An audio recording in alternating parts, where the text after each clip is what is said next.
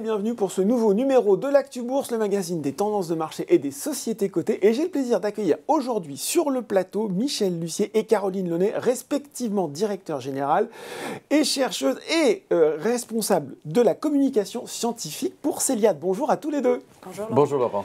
Alors, pour l'animateur du journal des biotech que je suis, le nom de Céliade, il est bien connu, biotech spécialisée dans les CAR-T, immunothérapie prometteuse pour lutter contre les différents types de cancers.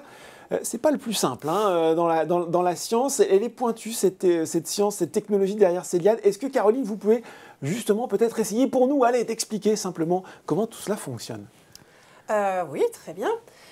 La technologie CAR-T, c'est assez simple. Ça se base en fait sur le système immunitaire.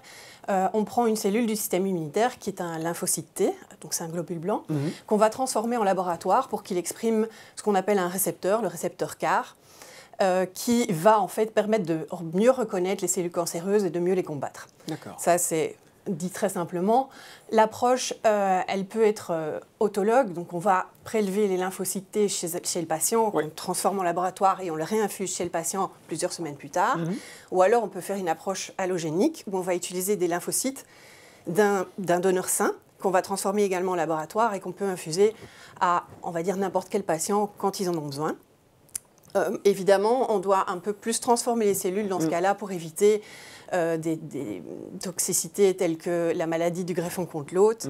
Et à ce moment-là, on doit rajouter quelques petites modifications à l'intérieur du CAR, donc c'est un peu plus compliqué.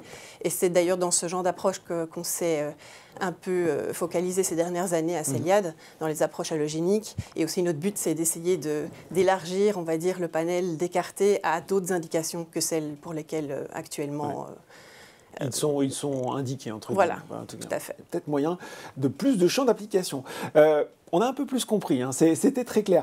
Michel, fin 2022, Céliade décide de faire pivoter son business model, de se détourner du développement clinique pour se concentrer sur la recherche préclinique et la monétisation de son portefeuille de propriété intellectuelle au travers de partenariats, collaborations, accords de licence. Qu'est-ce qui a motivé cette réorientation? Est-ce que c'est la complexité, la durée, le coût des études? On sait que ce n'est pas simple, surtout dans votre aire thérapeutique. Difficile à soutenir peut-être pour une petite biotech? Oui, alors d'abord, merci Laurent de nous recevoir aujourd'hui et c'est important pour nous d'avoir cette rencontre pour justement expliquer.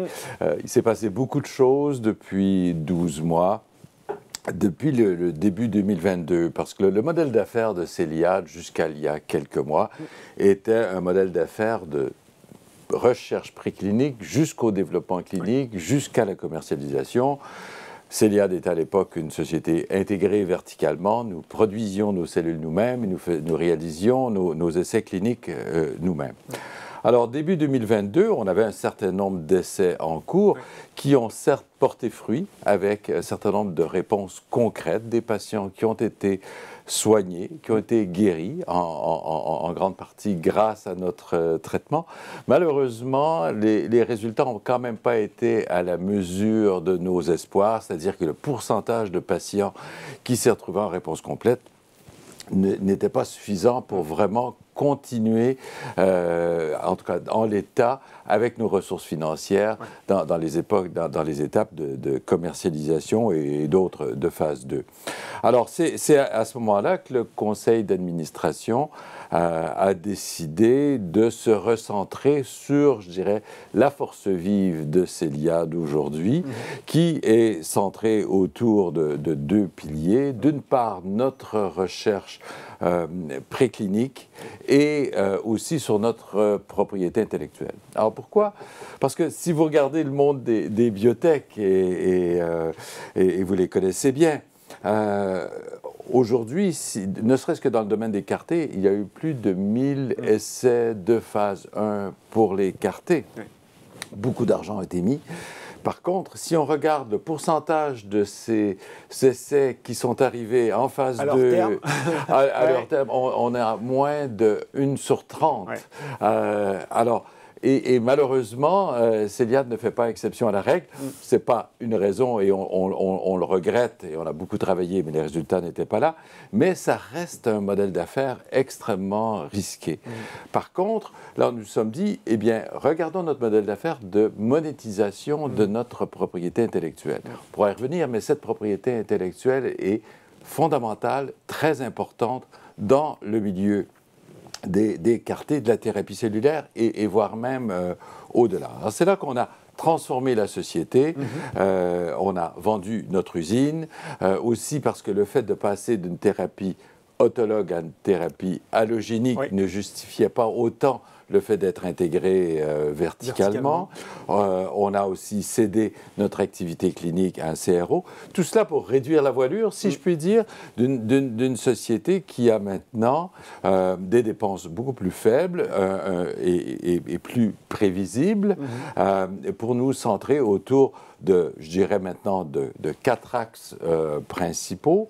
Le premier, c'est notre recherche préclinique qui est issue de brevets que nous avons acquis d'extérieur, de Dartmouth College. Aussi, notre recherche organique sur les shRNA dont Caroline pourra reparler. Il va falloir qu'elle nous explique aussi comment ça marche. Voilà, qui explique comment ça marche. Notre propriété intellectuelle, je dirais, plateforme sur la thérapie allogénique, et aussi l'opportunité de considérer Céliade comme une base, une plateforme pour justement monétiser aussi de nouvelles propriétés intellectuelles que l'on pourra acquérir en partenariat avec Fortress, qui est devenu notre actionnaire principal maintenant. Et c'est un très gros fonds américain de plus de 60 milliards, dont c'est la spécificité de monétiser la propriété intellectuelle. Alors, ils le font aujourd'hui dans le domaine de la tech, et avec Céliade, c'est leur investissement de faire cela dans la biotech. Dans les sciences de la vie. Rapidement, Michel, quel effet ça a eu sur la composition de l'entreprise, sur ses effectifs, ce recentrage? Vous l'avez un petit peu évoqué.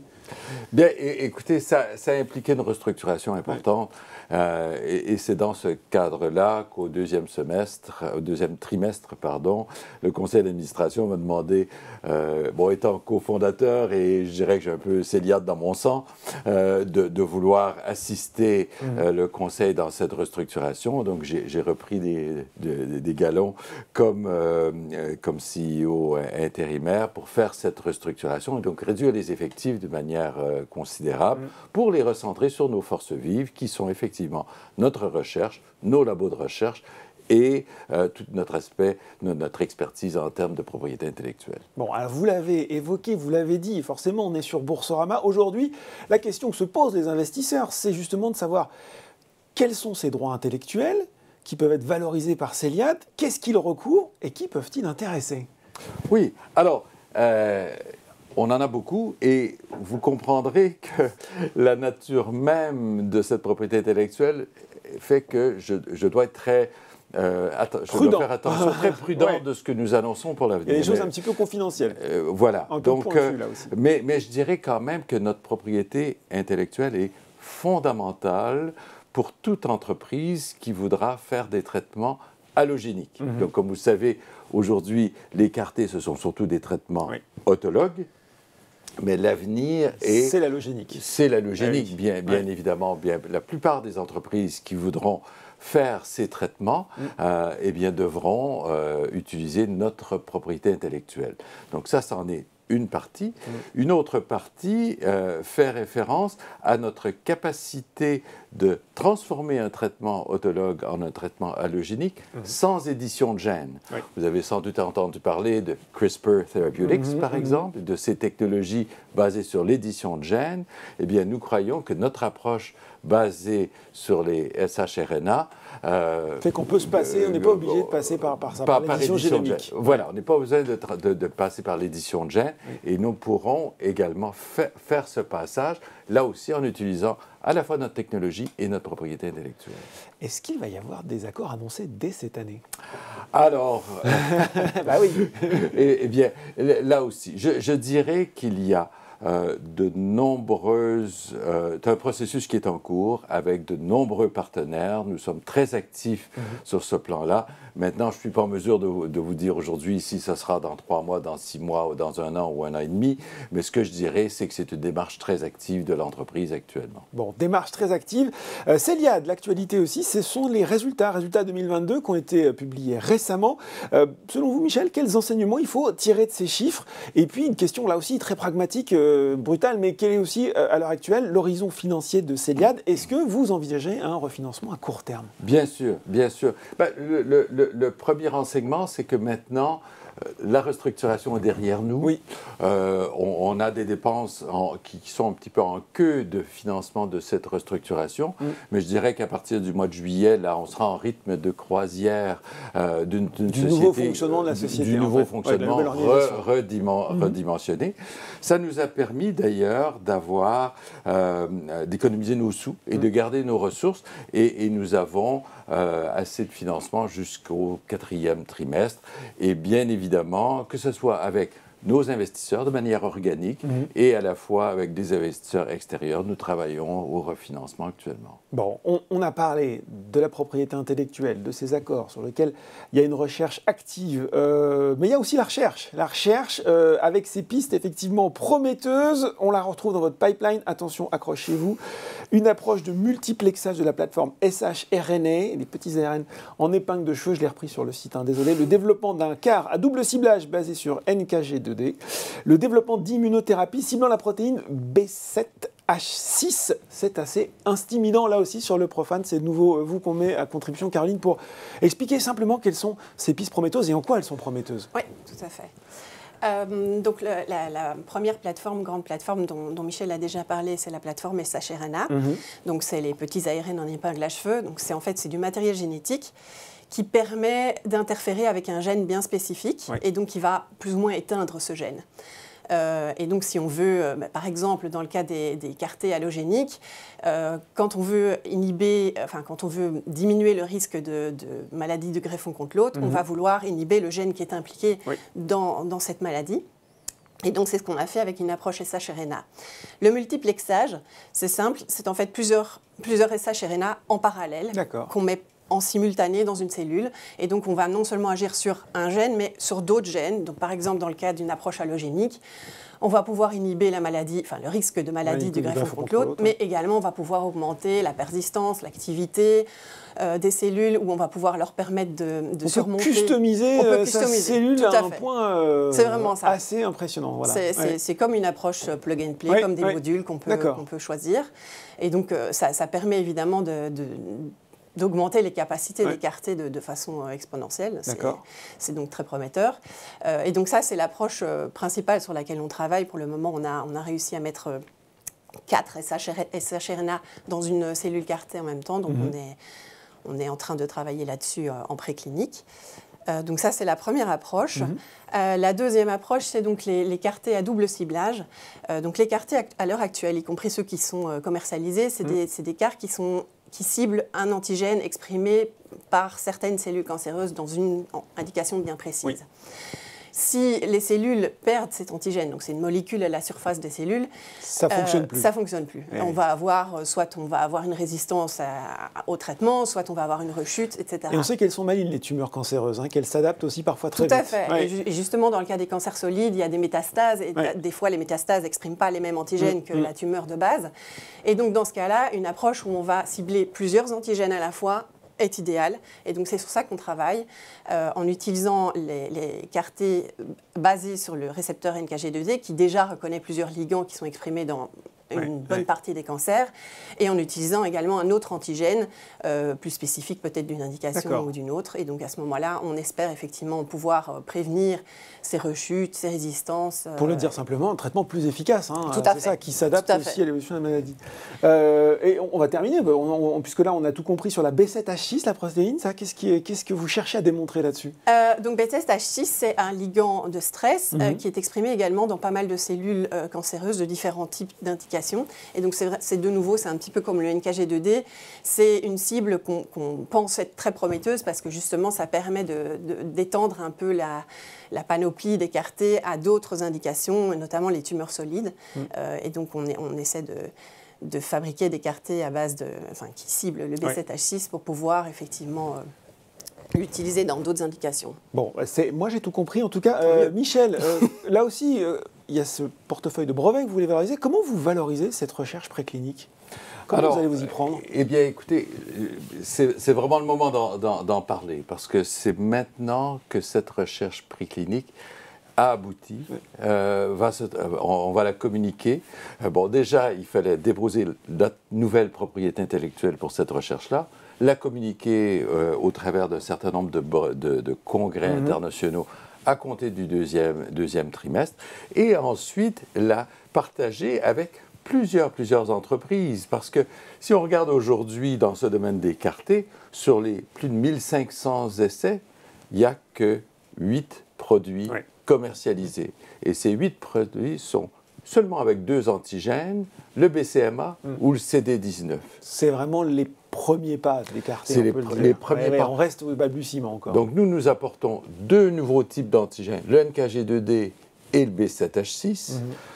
Et le shRNA permet de transformer aussi tous ceux qui travaillent en autologue vers l'allogénique. Cette combinaison d'antigènes va intéresser beaucoup de monde et nous croyons ouvre vraiment une nouvelle voie. Donc c'est maintenant le bon moment. Et que tout commence. Vous en parliez au début. C'est important pour nous de venir parce que je me mets à la place d'un investisseur. Celiad était connu qu'une société de développement clinique et on annonce qu'on ne fait plus de développement clinique. Qu'est-ce qui reste? Eh bien voilà, c'est qu'on a la chance, contrairement à plusieurs autres entreprises, d'avoir aussi ces autres ressources, ces compétences clés dans l'entreprise. Bon, encore des cartes à jouer. Rapidement, Michel, les prochains rendez-vous, peut-être pour 2023, vous pouvez communiquer aux investisseurs? Eh bien, écoutez, notre prochain rendez-vous, je suis très heureux de vous annoncer que nous avons un nouveau CEO. D'accord. Il s'appelle Georges Rawadi. Et il prendra ses fonctions à partir du 17 avril prochain. Nous avons beaucoup de chance d'avoir Georges, que nous connaissons bien parce qu'il a été vice-président vice-président Business Development de 2014 à 2018 chez Celiad. Il est ensuite parti faire ses armes comme CEO dans d'autres entreprises biotech. Donc là, maintenant, il était parfaitement formé pour revenir comme CEO de l'entreprise. Donc c'est quelqu'un qui est aussi un PhD en biotechnologie, qui a une formation de gestion, qui va justement avoir cette mission de valoriser, de sorte que ma mission de CEO intérimaire va prendre fin au cours des 2-3 prochaines semaines. Bon, et puis j'imagine une communication régulière sur les avancées qu'il va y avoir sur vos différents développements. Exactement. Bon, et bien voilà, merci à tous les deux d'être venus expliquer sur le plateau de l'Actu Bourse les ambitions et le repositionnement de Celiad. Merci à vous. L'Actu Bourse, c'est fini pour aujourd'hui, mais on se retrouve très bientôt pour un nouveau numéro.